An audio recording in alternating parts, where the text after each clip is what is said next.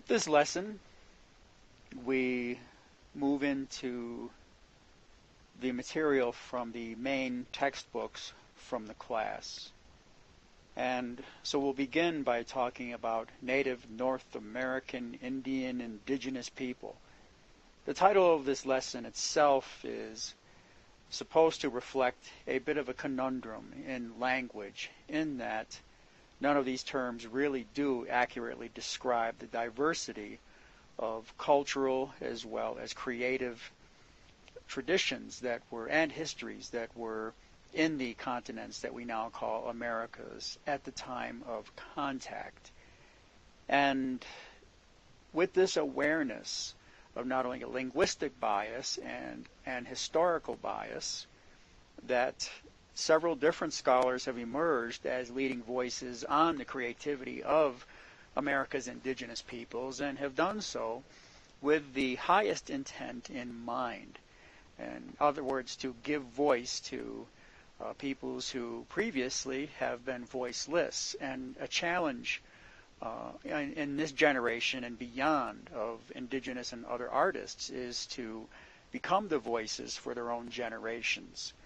That your story is best told by you rather than by people on the outside looking in.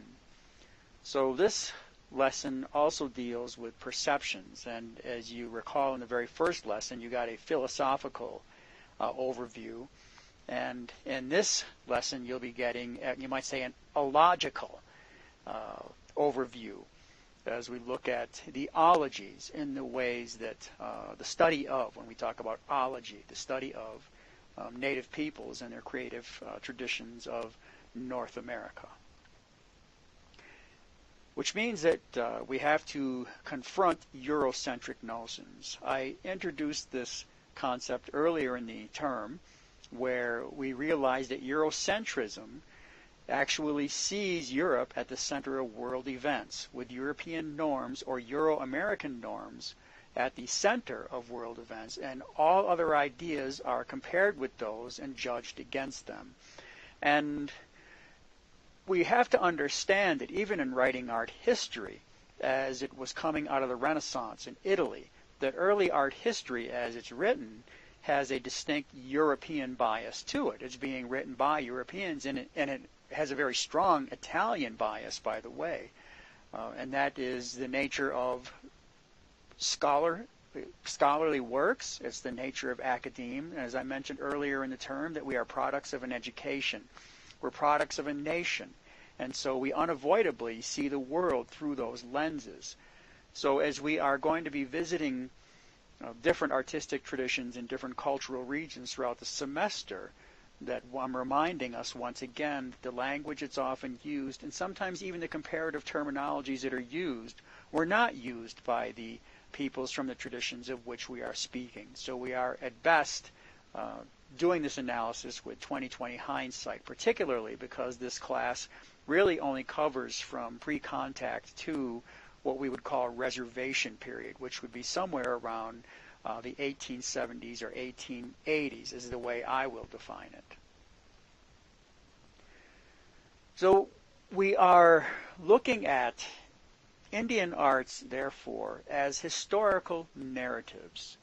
In the same way that text can be a textual historical narrative, in some ways we can use art as a method of communication, as historical narrative. People's commentaries about their observations of their place in their particular culture history at a particular point in time.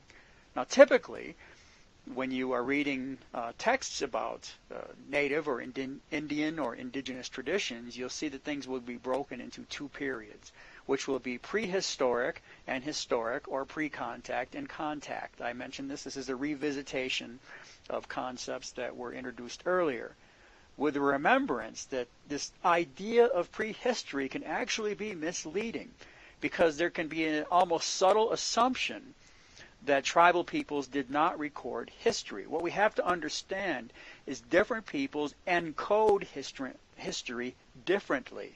That history can be encoded into song. History can be encoded into attire. History can be encoded into food.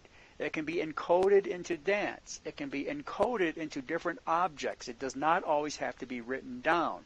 But when the history is encoded into objects as compared to a written language, then the challenge becomes deciphering this code when the people who encoded it in the first place may no longer be with us, unless the oral tradition or the history of ownership, as we might call provenance, or the actual lineage of owners has been maintaining this story from the very inception of an object to contemporary time.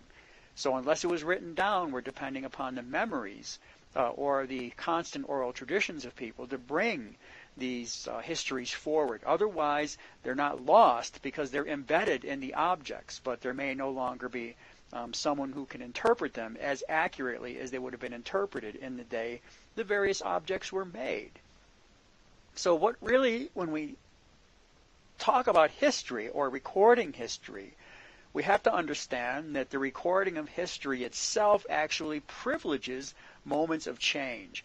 In other words, there are punctuated events that stand out because history is happening right now. As you're sitting here and you're listening to this lecture, history is happening all around us. So there are different, all you need to do is pick up your newspaper, turn on the internet, and there are historical events that are occurring right now. Often people are too close to historical events to understand that it really is historical until you look back at it maybe a day later and you think, wow. That's when we think of the events in our lives that punctuate our memories. And many different generations have different types of memories that stand out.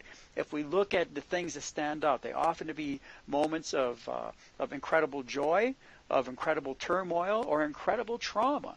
So we could probably suggest that every generation has its own 9/11. That the 9/11 for my parents' generation would have been Pearl Harbor. The 9/11 for their parents' generation would have been the assassination of Archduke Ferdinand in Sarajevo. The 9/11 of the previous generation would have been the defeat of General Custer at the Little Bighorn. The 9/11 of the previous generation for that. Now, I'm talking about from the perspective of someone from the United States. So we have to understand that when we are punctuating history and we're remembering different parts of history, that there are going to be different inherent biases involved based on the nations that we come from and the values that that nation holds and our own beliefs based on those values that we hold as a member of that nation. So privileged moments of change are going to be different with different cultures. And we look for different things based on different nations and different cultures to be significant. And this is going to be an important concept to keep in mind. So when Berlow and Phillips talk about guidelines in Native American art history, they are laying out several guidelines that they used as they were examining Native art history as best they could. So they were using terminologies that they have been schooled in. So when they're talking about political power, group identity, cosmological belief, or ritual efficacy, these are all perspectives. These are all ways of looking at the exogenesis or the beginnings or the creation of different objects and their use and how they relate to people who created them. Now we have that more so at you might say a macro level or a group level. And then if we were to look at the individual identities as they reside, what is the individual identities, an individual person's expression of political power? How do they as an individual relate to groups? How do they as an individual activate their cosmological beliefs? And how do they have, as individuals, have different rituals that are passed on from one individual to the next in order to exert some type of control in their lives?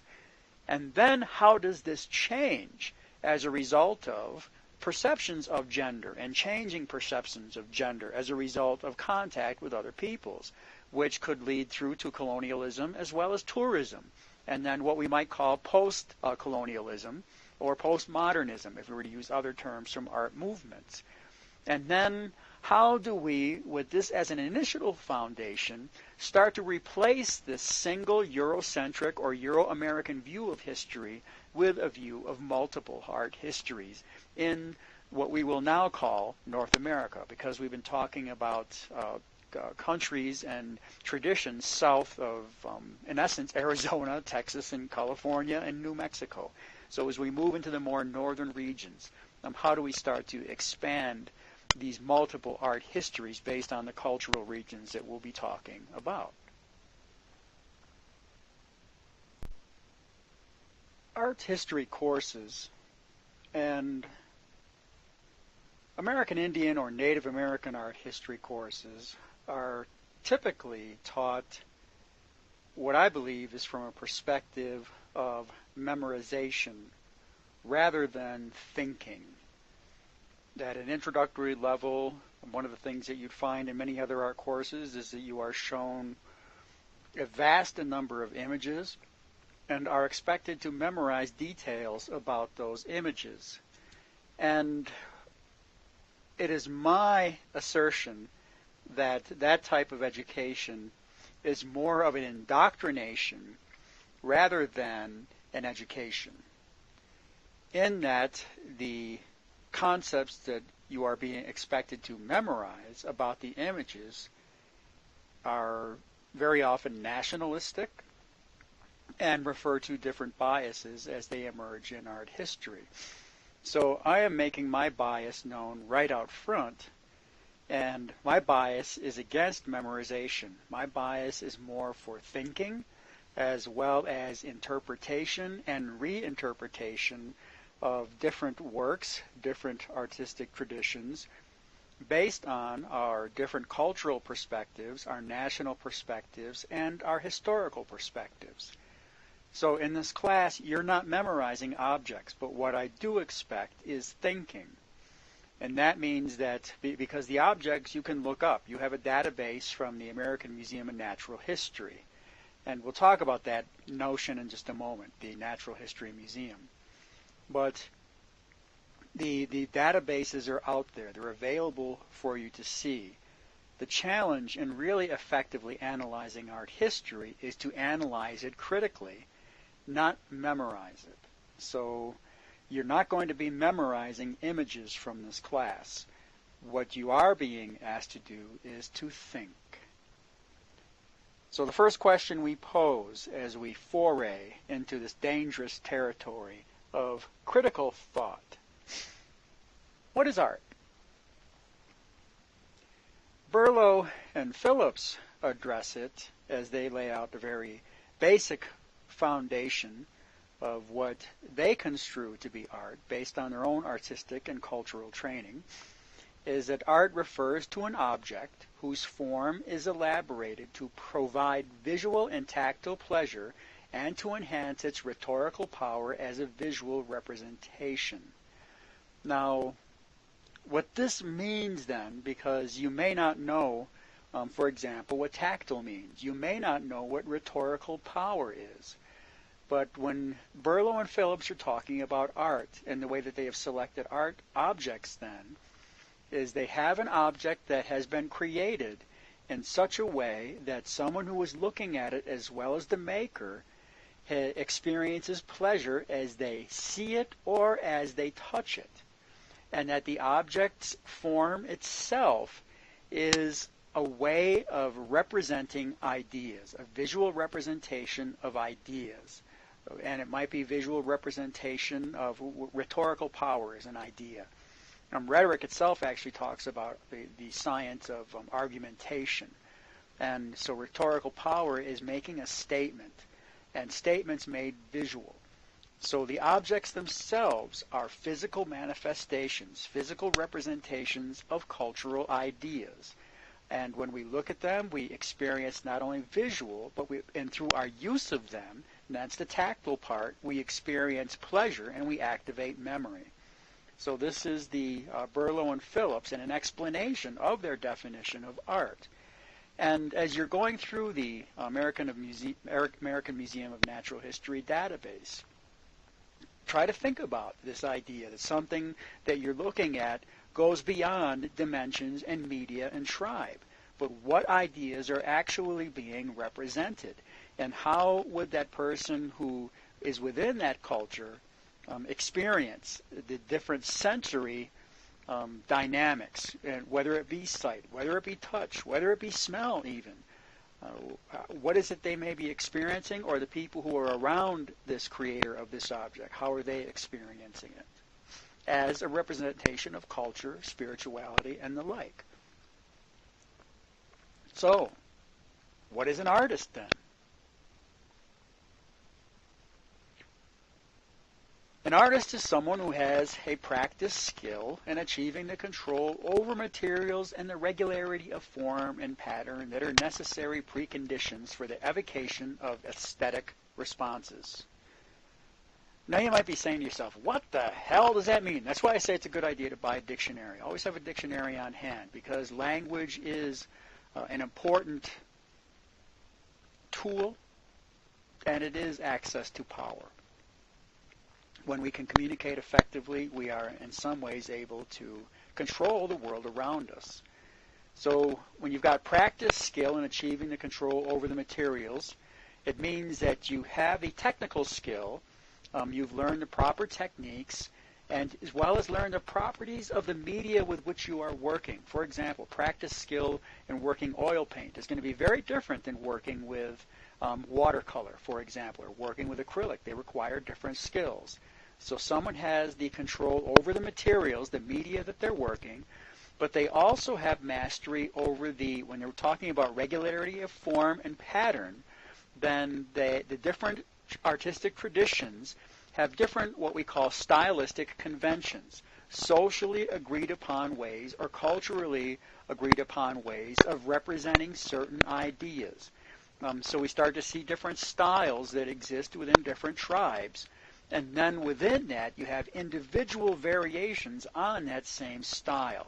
So when we take it down to the artist level, we're looking at the individual variations that are based in the stylistic or the cultural traditions in which different nations have established for themselves. And then having that mastery then over the material, and also mastery then over the images, and their own individual ways of creating these images, they are therefore able to evoke aesthetic responses. They are able to evoke certain feelings and responses, not only from themselves, but from others. And what we have to also include as the other in here might be non-human entities. That's when we're looking at a cosmology that is in many ways more inclusive of the world around different tribal peoples. And this is in no touchy-feely, dancing with wolves, Kevin Costner type of worldview. It is an understanding that many tribal peoples had of a relationship to and continue to have with the world around them, human and non-human, animal and non-animal. Well then, if we have art and we have an artist, let's now talk about fine art. And fine art and this is a revisitation of an earlier idea. And I just want to bring this back to us as a remembrance. Once again, fine art is monumental. It stands for something large. It's static. It's not used for anything but art for art's sake. Made of precious materials. It's unique. It's one of a kind as compared to something that's mass-produced. And it's made by educated men. Remember, in an earlier definition, it has to be made by men. And that's the irony, because a lot of what was collected and is displayed as Native American art in museums, particularly from the 18th and 19th century, is works that were created by women. And what this does, though, as part of this bias, is that it creates a false dichotomy of art and non-art. Dichotomy means to split in two. As compared to, if people do not have this perception of art in the first place, then they don't have the perception of non-art either. And this is the challenge, then, in understanding the creative impulses of peoples in the Americas. So once again, when we're using this term, and it's why I do not like to teach art history from the perspective of memorization, and would rather teach it from the perspective of critical thought. And based in our critical thought, how can we start to have more empathy for cultures the worldwide, deeper understandings, and even deeper levels of understandings within ourselves in the different things that move us. And we start to look for the commonalities of cosmologies rather than to dwell upon necessarily the differences in such a way that we see ourselves as being important for whatever culture we're in and the others as being less than. And so that we really start to undo this notion of ethnocentrism that seems to be a very potent part of human existence throughout history and across the world.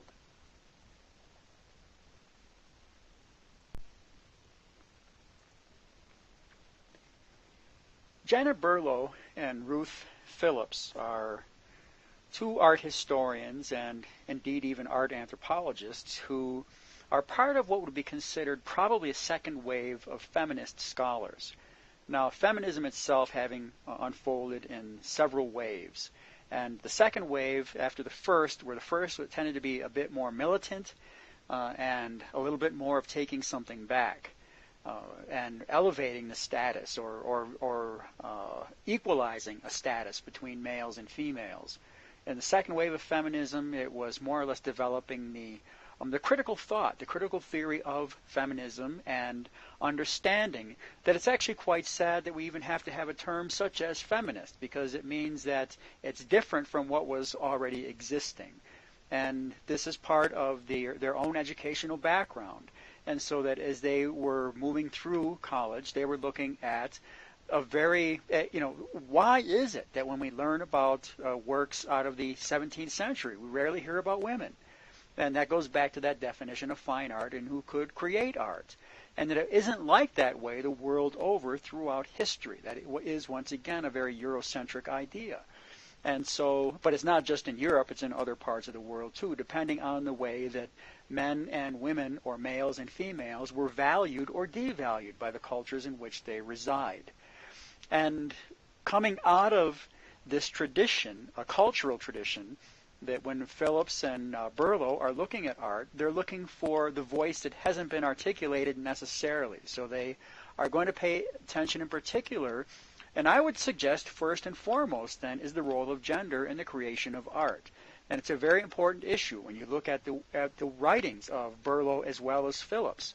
They've written a lot in this and really wonderful work written within this realm of feminism as a way of giving voice to women who have been, in essence, not listened to or not observed, when there would be no humans, there would be no history if it were not for women.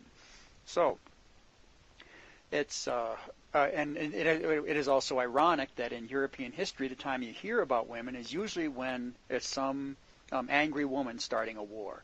Now, this sounds like a gross overgeneralization, but you usually find out when you hear about women in history, there's some type of conflict involved. And so it's why it's important to undo a lot of this bias. And also that we see an important anthropological concept as many tribal societies are looked at, as we look at commonalities the world over, that in many tribal societies, before they become states, we find that the works of one sex are not devaluated at the expense of the other. You see a lot more egalitarian, all things equal behavior and attitudes among tribal peoples. This, once again, though, is no romantic notion, because every society has its own mayhem, its own forms of mayhem. So this isn't to elevate any tribal culture above another. It just is an understanding what we could see as a cultural commonality is that in smaller level tribal societies you do find more egalitarian roles and that people are valued equally. You also see that men and women tend to gravitate towards certain art forms. In many societies you would see, for example, that sculpture is performed primarily by men, and a lot of the things you might call plastic arts other than ceramics you could see are done by men. But that, if you're in Europe, you'd find the ceramics are done a lot by men. And then in the Americas, some ceramics being done by women and men, basketry by women, but you'll often find out that there are, even when different genders or different sexes are doing specific art forms, there's often a collaboration involved. In other words, men and women are doing things with and for each other, while it may be a man who's completing the final product or a woman who's completing the final product. And then there are also some motifs that are considered to be not only individual, but also to be masculine or feminine. And so there are certain motifs that men would not wear because it's considered a woman's design, and vice versa. And that many of the works were collaborative. So as we are analyzing different works throughout the semester, you're actually going to find out that a very high percentage of the images we'll look at are works that were created by women, and yet in this case, it's almost silencing the voice of many men. What's also interesting is that when we do highlight works that are done by men, this is another part of stereotype. And artistic stereotype is you'll find out men's objects tend to be the implement of war and mayhem. And that is more a function of the collectors, right, which were European men who dwelled on men's roles. So this is what they're looking for in other cultures, and why these types of things come to the fore, because it reinforces certain notions about what it is that men do in society. So this is why I want to reinforce again that we're looking at critical thinking as we understand art and the interpretation of art histories. So some of Fadden's thoughts on art is that art actually encompasses not only the dynamics that we talked about, but it does include the tangible, things that we can touch, as well as the intangible, things that we create that have no physical form. That means, for example, our songs.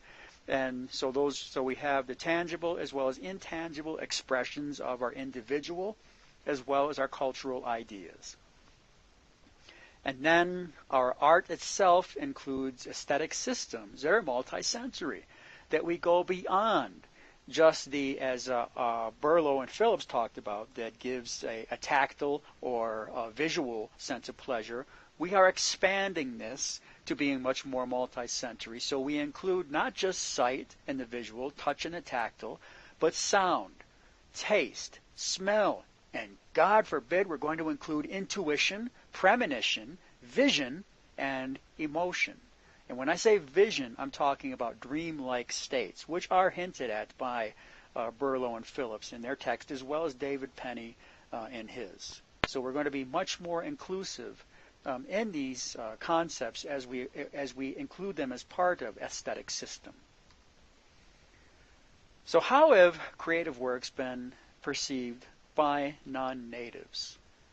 Think about this. And if you've ever gone to a museum other than the National Museum of American Indian, and if you happen to be, for example, my age, I'm in my 50s, and the way that I remember works by native artists being presented are not the way that we would see them in the Museum of the American Indian right now. They actually were presented and perceived in an entirely different manner. And in the next lecture segment, we'll be talking about that.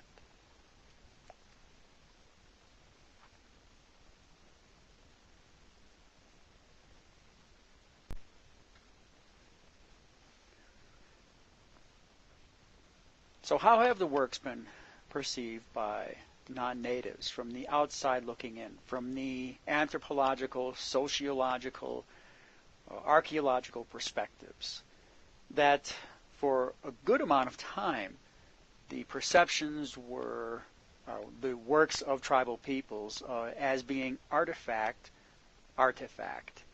And what we see as an artifact being evidence of human existence, which is often an incomplete record of societies because there has been a passage of time as well as a deterioration of objects or a deterioration of memory. But it's still evidence of human existence. And if we once again are using that Eurocentric notion of creative and aesthetic beauty, we'd realize that most of what we would see in museums that was collected before 1915 falls within this realm, is considered artifact, even if it was collected among people who were still alive, because there may have been a deterioration of culture or memory. A lot of works were collected as curiosity, objects that were valued as being curios, something to think about, or objects of wonder, but still were not held up as being important holders of cultural ideas, vessels for cultural ideas. And then, if this is the case, that there is a sense of authenticity, even if something is curiosity or artifact. In other words, things that were made before contact, before peoples got contaminated by contact with Europeans, they were often considered more real, more interesting, more authentic, or valuable. I want to refer once again, though, to a suggestion earlier in the semester that the peoples in the Americas viewed themselves as culturally distinct and different from other tribal peoples. And so each time they contacted a new culture, they were, in essence, becoming more contaminated then. So they became, if we were using this term of authenticity or pre-contact, that we realize even that term itself has a bias built in, because the different tribal groups were in pre-contact time with each other too, until they encountered each other. And then they were meetings of different cultures. They didn't see themselves as being culturally similar. And given the opportunity or the necessity at certain times, such as what we would have seen in New England at the time of Jamestown, as well as in Plymouth, that tribes were already at war with each other, and when they had a chance to align themselves with people who would supply them with firearms and things that will kill people and will wreak mayhem on other human beings, they did so. So pre-contact and even the notion of authenticity is a flawed idea, culturally and logically. So a Chumash cave painting at Santa Barbara, California, would be that was probably painted somewhere around 1200. That it would be appreciated in the 20th and 21st century and would have been considered by those historians as akin to modern abstract art. But to someone of Florentine Italy or a Renaissance historian, it would have been seen as doodlings or as the base images created by savages. So what we look at as being cave paintings, in which you'll see as illustrations in art texts, 100 years ago you wouldn't have seen those images. So even the perception of what it would have been evaluated as art has changed, even within a given culture, even within a given art historical perspective. The inlaid skull, circa 1500. Yes, it is a human skull. Yes, it has been inlaid with turquoise and shell. And that is what you would see as a turquoise mosaic. The medium turquoise we would see as a semi-precious stone. The skull, it's a human skull, but it's bone. You often don't see bone as a precious material unless it's ivory, and that elevates it a bit. Now you'll notice that there are ivory teeth, and the bone itself, technically, we could equate with ivory, but it's not a precious material unless, if we were in Europe, we were looking at a reliquary. A reliquary was a very elaborately decorated vessel, and it was like a container that would hold body parts of a saint. And so it might contain the finger bones of St. Peter. It may contain the femur of St. Stephen. And then it would be considered precious, but not precious because it's a bone itself as an art media, but it was precious because of who the bone was formerly in. And when we see this then displayed as art, it may not have been viewed as art by the creators of it, but it did stand for important spiritual, cosmological ideas. And it may itself have been part of a representation. When we look at the way we respond to skulls, for example, we have to remember cosmologically, in Mesoamerica, the skull stands for life. It's not just death. but it's that place in between. So we have to understand, even when we react to this certain kind of imagery, that we have a cultural bias built into it. That's why we don't teach memorization of images, but instead try to think of different ways that we can analyze images based on a broader cross-cultural perspective, rather than one nation's view of another based on very limited and limiting nationalistic or culturally or culture-bound ideas. So why would it be difficult then to develop a universally accepted definition of art? Well, the concept itself has a Eurocentric bias, as I described in that job description: made of precious materials, monumental, static, made by men, one of a kind. And we'd have to ask, does this word art, as it would be defined, have a linguistic counterpart in the indigenous, the native languages of the Americas? Or does it have to? And as I mentioned in an earlier lesson, it's an often repeated, it's almost a mantra. There's no word in this language for art. And it doesn't mean that people didn't perceive beauty. It's just they may not have used the same criteria to define what would be considered aesthetically pleasing. And there's a good amount of difficulty then in separating the artworks from other artifacts or other creative impulses then, if we are not from that society that we are examining. In other words, art versus non-art in a society that we didn't belong to.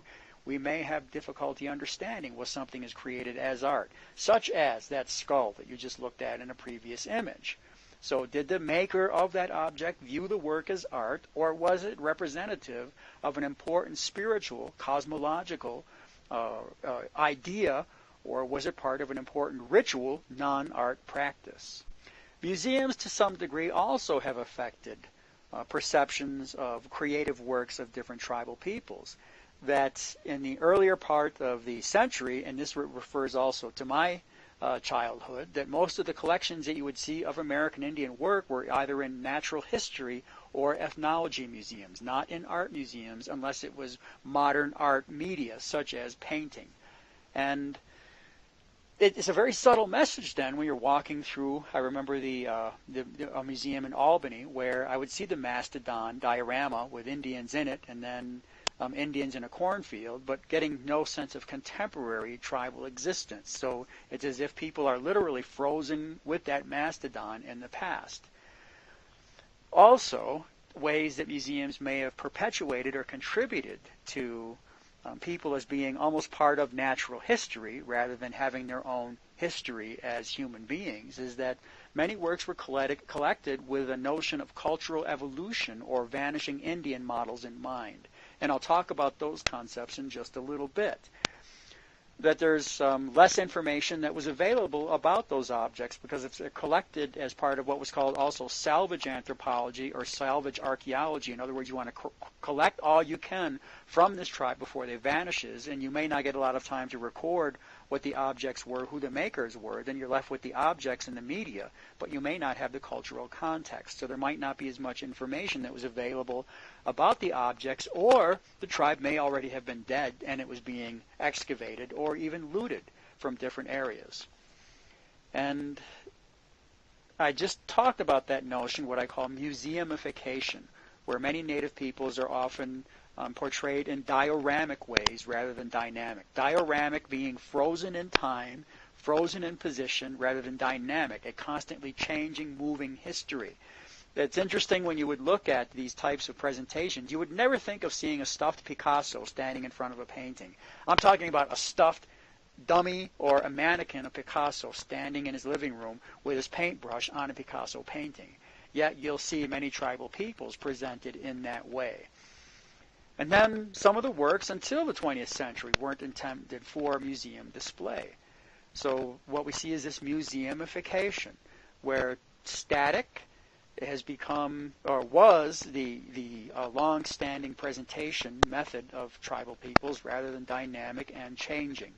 That there was limited amount of information, that even the philosophy in collecting the different works was done from more either an evolution, a vanishing, or a salvage model than getting an understanding of how people exist now and how they will continue to exist in the future.